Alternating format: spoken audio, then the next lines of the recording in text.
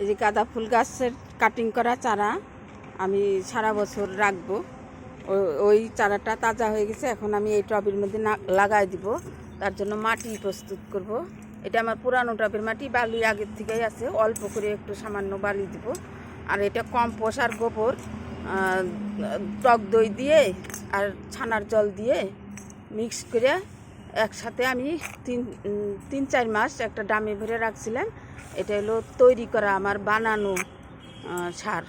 এটা ভালো কাজ হয় আর কি, অনেক দিন এভাবে রাইখা দিলে। সেই বানানো মাটি, উন্নত মানের গোবর সার এটা। আর এর মধ্যে দিয়ে দিব অল্প একটু ছাই আর একটুখানি দিয়ে দিব নিম খৈল, 2-3 চামচ পরিমাণ। এটা হলো নিম খৈল। আর একটুখানি দিয়ে দেব 4-5টা দানা ডিএপি। এগুলা আমি মিক্সড করব।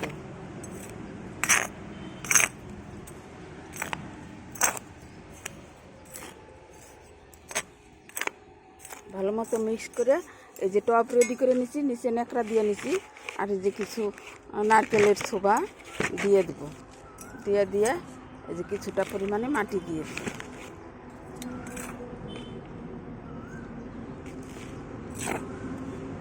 বালি আমার আগের থেকে মিক্স করা আছে। গাঁদা ফুল গাছ যেহেতু বালি পছন্দ করে, আমি সবসময় গাঁদা ফুল গাছ লাগাইলে বালিটা দিই। আর এই চারাটা বসাই দিব।